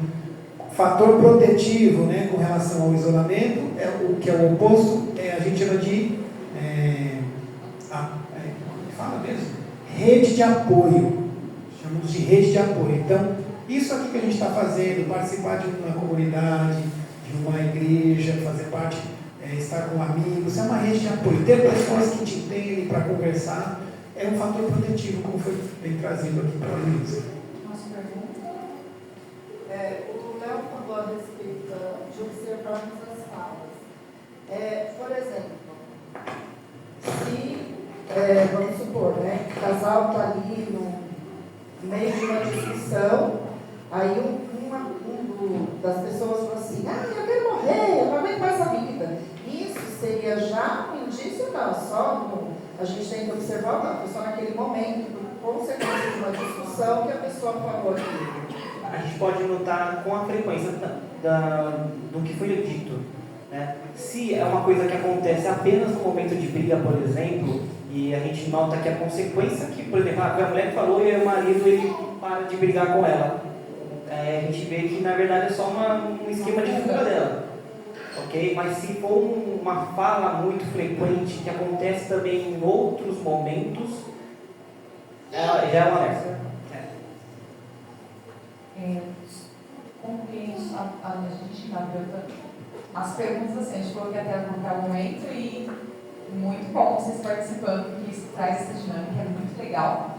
Mas eu queria fazer um adendo à pergunta da Bruna, porque a maioria das pessoas que estão passando por algum tipo de transtorno ou depressão, ou que você observa um indício de que do suicídio, alguma fala, algum indício, na grande maioria das vezes essa pessoa ela não aceita mesmo de fato ajuda profissional. Eu passei por um quadro depressivo por muitos anos. O Evanildo, desde sempre, ele quis fazer psicologia. Só que ele sempre me incentivou a procurar ajuda, ele sempre me incentivou a buscar ajuda profissional. E eu achava que não precisava. Eu vou conseguir sozinha, eu vou dar conta, isso aí vai passar. E de fato, pela misericórdia de Deus e a ajuda que eu recebi posteriormente, passou. Só que o que acontece? O apoio familiar, como já foi falado muito aqui, por que é tão importante vocês estarem aqui, nós estarmos aprendendo a lidar com isso? Porque o apoio que eu tive do Evan em todo o processo, então assim, mesmo quando eu rejeitava a ajuda profissional, né, então assim, eu sabia que com ele eu podia contar. Então, aquilo que o Léo falou. Então, assim, se a pessoa ela chegou naquele momento de se abrir com você, se apega a isso. Saiba que, na maioria das vezes, ela fala com você coisas que ela não tem nem coragem, nem força, nem de falar com outra pessoa.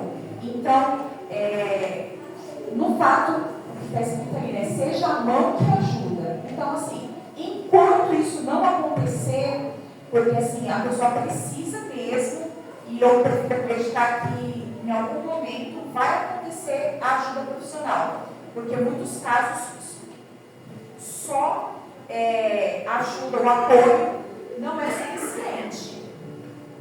Então, eu só queria concluir dizendo assim para você, se a pessoa te procurou, se ela confiou em você, seja você esse apoio que ela precisa. Então, se ela falar assim, eu não quero falar com mais ninguém, mas se ele encontrar apoio em você, ali está uma fagulha de esperança, dentro de toda a desesperança que ela tinha. Vai? Só complementando, aconteceu isso comigo. Teve uma moça, ela é nova, ela já tinha acabado de ter a terceira gestação, e ela simplesmente não me conhecia, né? Ela é cristã, assim como eu. E depois de terminar o culto, ela chegou até mim e falou assim: Laísa, eu não te conheço, mas eu sinto paz em você. E eu preciso conversar com você. E uma das coisas que, na hora, ela estava chorando, eu me preocupei, né? Levantou um alerta, falei: uai, o que está acontecendo? E eu pensei: poxa, mas tem pastores, tem líderes que ela pode conversar. E ela foi muito enfática. Ela falou assim: eu só vou conversar com você. E nisso eu marquei um dia, né, foi na época que eu estava desempregada, e fui tomar um café da tarde com ela. Ela se abriu comigo e contou coisas de há mais de 8 anos que ela estava passando e ela não falava com ninguém. Chorou muito, ela falou que estava pensando, né, passou pela cabeça dela o suicídio. E aí, eu creio que Deus deu sabedoria, mas isso que vocês falaram é muito importante, porque a princípio ela falou: não, tem pessoas mais preparadas para te ouvir, né? E ela falou: não, eu quero falar com você. vínculo e a confiança, ela é algo único assim com a pessoa. E às vezes a pessoa ela não tem confiança, vínculo com alguém para falar.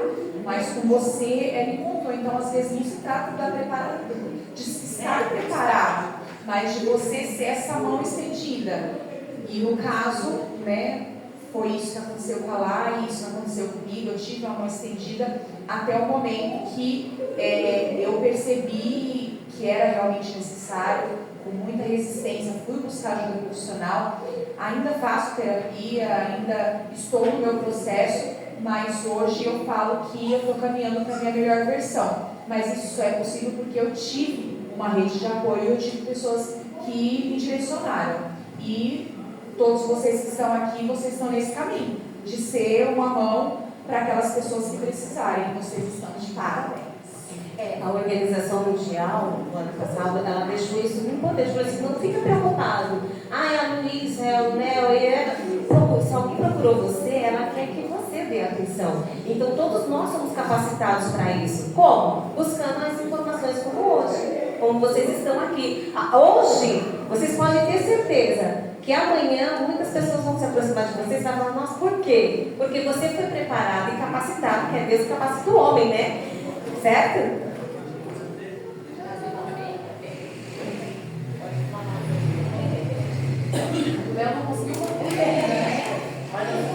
Para a gente concluir, complementando aquilo que eu já disse, né, sobre buscar ajuda profissional, então temos ali psicólogos, psiquiatras, ok? Temos um programa muito legal que é o Centro de Valorização da Vida, né? Eles oferecem apoio 24 horas, ligando no número 188 ou acessando o site deles, ok? Eles estão lá preparados para ouvir vocês, de forma anônima, se precisarem, se for mais confortável, ok?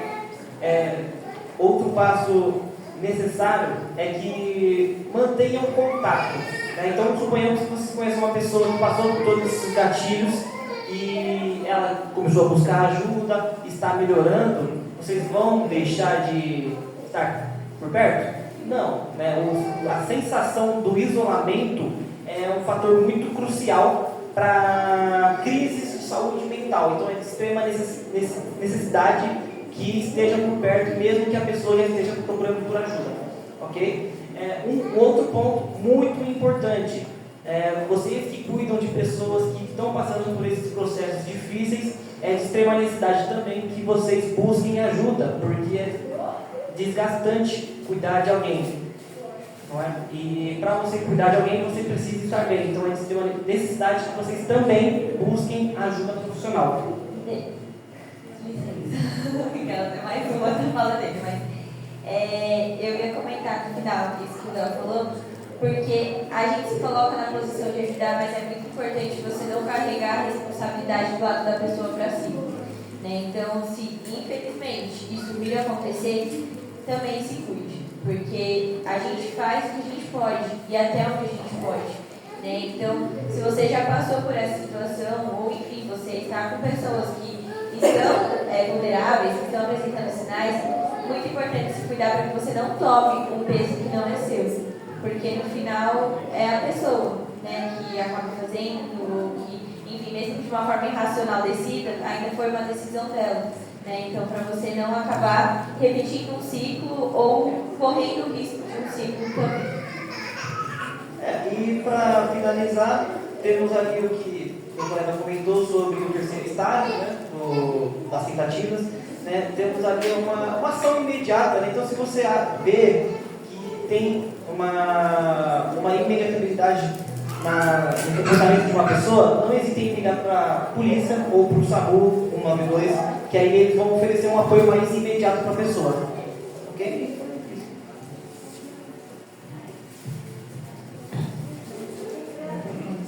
Já acabou falando, né? Alguma pergunta ainda sobre os assuntos que foram falados? Passando por as considerações. Então, eu quero o microfone ali para a Ru. Vou perguntar, porque eu acredito que seja para quebrar um gelo assim, porque quase quase todo mundo gostaria de fazer, ou deveria ter feito. Como buscar ajuda, porque a gente fala assim, ai, vou passar no psicólogo, o que eu vou falar com ele? Meu Deus. Ai, não quer, tipo assim, eu tô falando e o coração tá acelerando, porque eu já passei com um psicólogo e eu sei que me ajudou muito, mas ainda assim eu ainda tenho aquela trava, assim, tipo assim, não, vou passar e tenho que ter esse acompanhamento. Porque eu na adolescência, sofri muito com essas coisas que vocês estão falando, assim, eu fui uma adolescente muito fraca. Então eu sei que como adulta eu precisava dessa ajuda para seguir. Mas a gente fica, como que eu vou ir atrás desse profissional? Quem eu vou escolher para aguentar me ouvir e se abrir? Então como? Como que vocês indicam assim, que a gente comece e fala? Não sei se deu para entender a pergunta. Sim.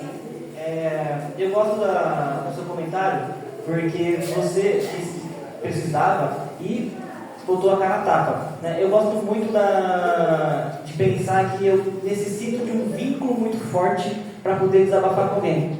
Né? Então é a mesma coisa, você já botou a cara a tapa e talvez não tenha gostado do psicólogo, mas talvez outro você vai gostar. Entendeu? Então é questão de vínculo. Tem perfis de profissionais diferentes que um vai te agradar. Entendeu? Eu já fico feliz de você já ter tentado. Entendeu? Tenta de novo, com outros, se for necessário. Para testemunho do que aconteceu comigo, eu já passei por vários psicólogos, sabe que teve psicólogos que eu passei, profissionais, que eu chegava em casa e falava assim para ele, meu Deus, eu vou para terapia e volto pior. Então, assim, você sentiu que não está te fazendo bem, troca de profissional. Você vai encontrar alguém que você encontra vínculo, encontra confiança, isso vai acontecer. Às vezes não com o tempo que a gente queria, né? A gente quer tudo muito rápido, tudo muito instantâneo, às vezes não. Vai dar um pouquinho de trabalho, como deu para mim, mas você vai encontrar alguém que você tenha vínculo, que você vai surtir uma melhora, através daquele vínculo através do vínculo com o profissional, você vai conseguir trazer coisas que você não traria com o outro, ou traria, e aquela circunstância até pioraria, porque você está se sentindo se expondo ali para uma pessoa que você não sente acolhimento, né? Então é muito, muito importante ter a troca de profissional mesmo. Se você chegou no profissional, não se sentiu à vontade para falar de fato, a primeira vez, gente, você não vai chegar de cara. Por que eu estou falando sobre isso? Porque às vezes a pessoa tem uma certa resistência à terapia, eu mesmo tinha. A questão da terapia, você não vai chegar no profissional hoje e falar assim tudo da sua vida. Mas às vezes eu trabalho num espaço de beleza e às vezes ali no salão as pessoas chegam e deitam na minha maca e falam sobre coisas, sabe? As pessoas estão doentes, as pessoas estão carentes, as pessoas estão necessitadas e elas dão sinal o tempo todo. Então, se você ouviu alguém falar, ou você mesmo, não adianta isso, você pode com propriedade falar, você testou errado, tenta de novo. Você, sabe aquela, eu não gosto de açaí, comeu errado, come de novo. Eu já tentei terapia, tenta de novo. Não foi direito, não deu certo dessa vez, mas vai dar na próxima, ok? Eu costumo dizer assim, olha, quando alguém se aproxima e perguntar como é que eu procuro um psicólogo, porque tem esse tabu, você fala assim, escuta, quando você tem dor de estômago, você vai aonde? No clínico. A mulher, provavelmente, todo ano, deveria procurar um ginecologista. O homem, um urologista. Né? Então, quando você tem uma dor de cabeça que você não consegue sarar com dipirona, você vai para onde? Você vai para o médico. Escuta, o profissional, o psicólogo, é para as questões de saúde mental. Nosso cérebro também merece ter esse cuidado. Aí, se você já chegar em mim, doutora, não gostei. Não, vamos tentar outra. Assim como você pode trocar de ginecologista, pode trocar de clínico, né? Pode trocar de pediatra, que você não gostou de atendimento para o seu filho. Então você tem que deixar essa abertura. Não gostou? Procure outro, mas não deixe de procurar. Eu vou perguntar se alguns dos profissionais têm mais alguma coisa para falar. Jones? Por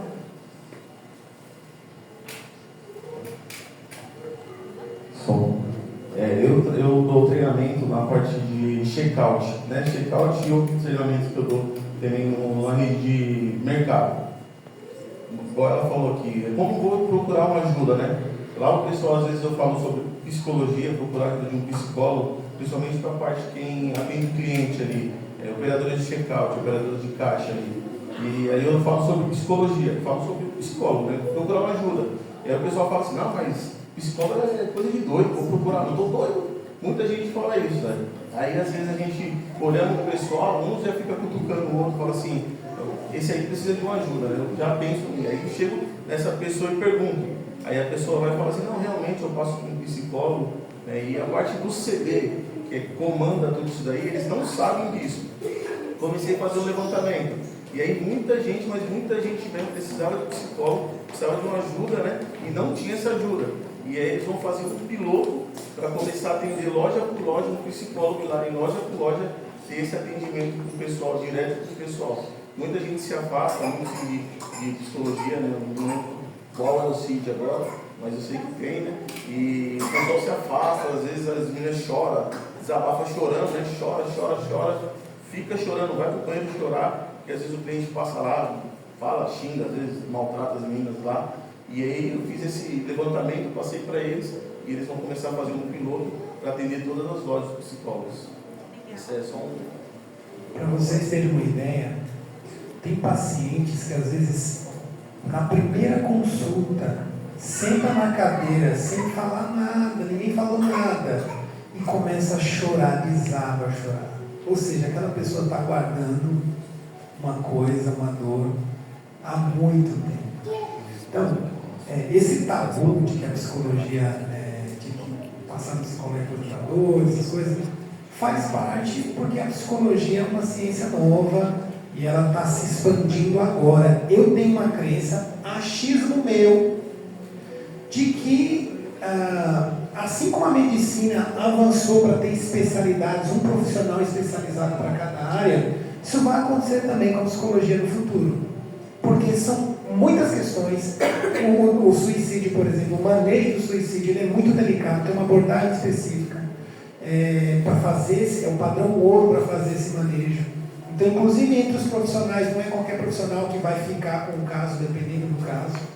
Então, realmente, esse tabu vai existir, e nós que temos a informação e temos o conhecimento, de alguma forma, nem que for com um jeitinho, fazendo uma cutucadinha aqui, outra ali, fazendo uma brincadeira, temos que ir quebrando esse tabu.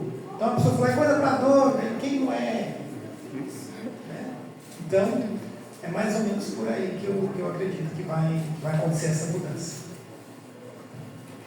Mais algum acréscimo? Eu quero convidar agora, nesse momento, a nossa querida Bruna, que vai estar fazendo uma outra parte aqui com a gente, de uma dinâmica muito importante, porque a gente não pode sair daqui dessa noite com esse peso, né? Poxa, assunto difícil, vida difícil, imagina eu lá tentando ajudar a pessoa que quer se matar, quem sou eu? Então, eu creio que nessa dinâmica aí a gente vai ficar aliviado de novo. Bruna, como a gente vai receber a Bruna, gente?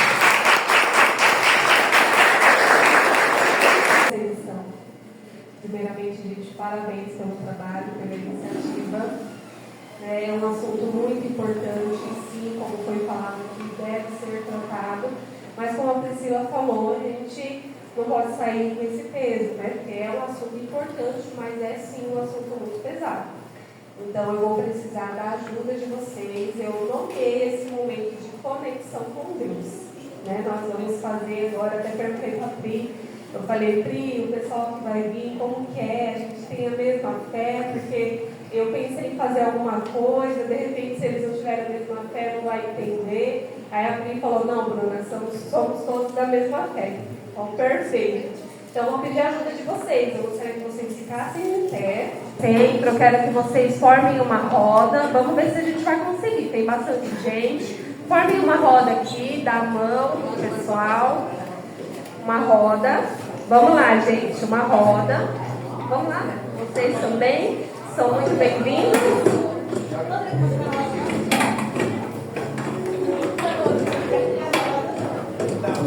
Dá a mão pro seu coleguinha aí. Vamos lá.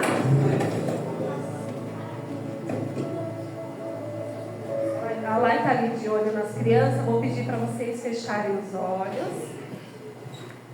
Vamos lá. Pode apagar para mim.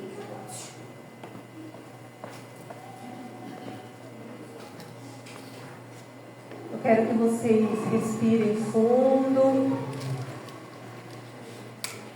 Respira. Eu quero que vocês puxem a respiração pelo nariz e solta bem devagarzinho pela boca.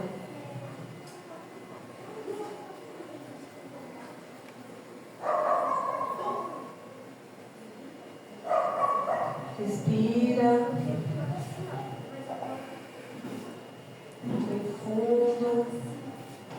Eu quero que vocês concentrem o pensamento de vocês no ombro de vocês. Se tiver um peso no ombro, eu quero que vocês relaxem o ombro. Relaxe bem o ombro. Agora eu quero que vocês façam um passeio comigo. Só que antes de fazer esse passeio, eu quero que vocês imaginem vocês na sua cama acordando. Imagina aí. Sua cama bem quentinha, você acordando. Imaginou? Agora imagina você sentando na sua cama, agradecendo a Deus. Obrigado por mais um dia. Agradeça a Deus. Obrigado por mais um dia. Agora eu quero que você imagine você levantando e indo rumo à porta. Indo rumo à porta. Saindo no portão. Saindo na rua que você mora. Eu quero que você visualize ali a casa dos seus vizinhos. Quero que você visualize aquele mercadinho que de vez em quando você passa lá. Vai andando. Agora eu quero que vocês visualizem uma estrada bem longa, bem longa. Vai andando nessa estrada, continua andando por ela. Passos bem calmos, passos bem tranquilos. De repente eu quero que vocês imaginem em um lugar cheio de grama. Cheio de grama, cheio de árvores. Árvores bem coloridas. Muitas flores. Eu quero que vocês olhem para os pés de vocês. Os pés descalços. Olhem para os pés de vocês. Pisando na grama.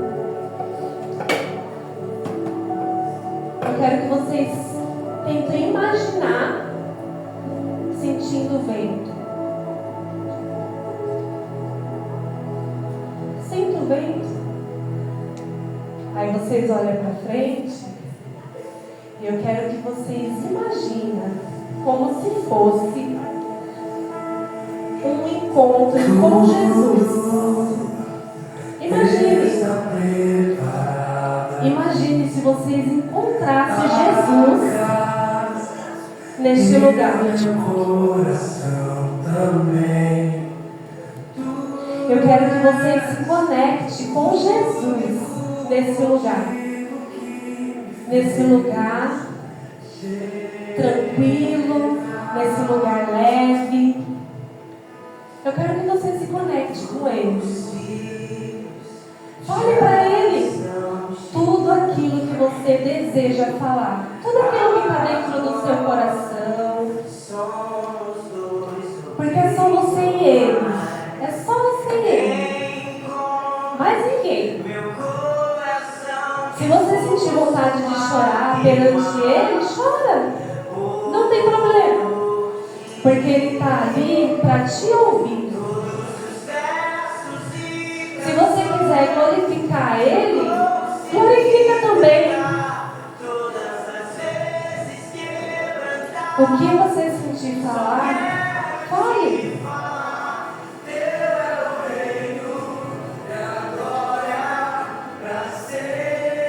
Se conecte com Ele, adore a Ele.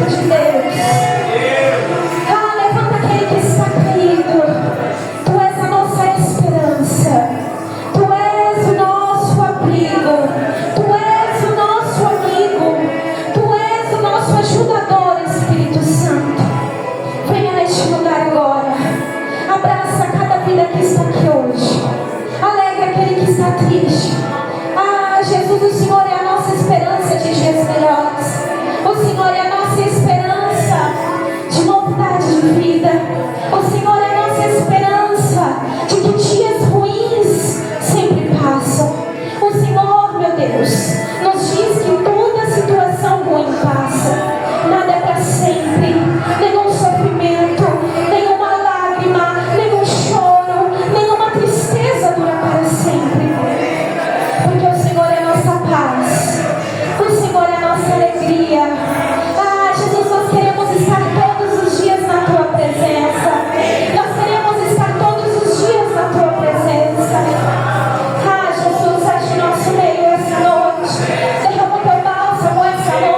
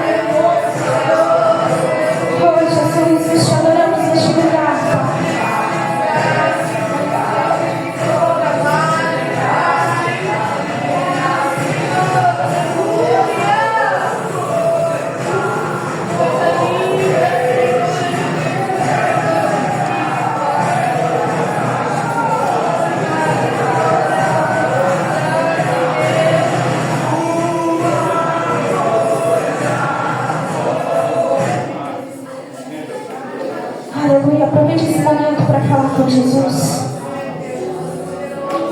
A presença de Jesus está aqui hoje. Fale com Ele, aquilo que você não fala com mais ninguém, aquilo que você não abre para ninguém. Deixa o Senhor Jesus falar com você essa noite.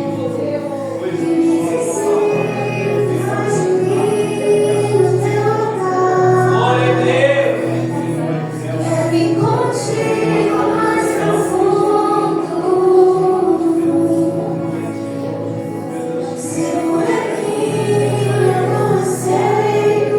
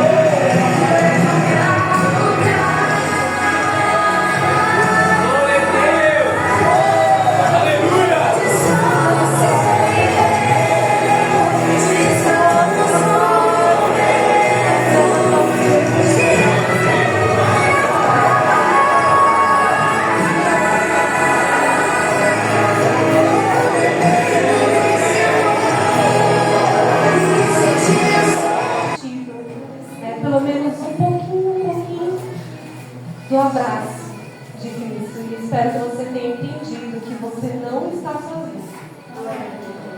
Você não está sozinho aqui na terra, porque aqui tem, quantas pessoas com você. E você não está sozinho porque tem alguém lá em cima que está com você a todo momento. E se de repente você estiver precisando de ajuda, gente, psicológica, fala com a gente, tem o Nito, tem a Priscila. O pessoal vai deixar o material também para a gente dar um suporte, um apoio para vocês, tá bom? Eu agradeço esse espaço. Você pode aplaudir essa moça.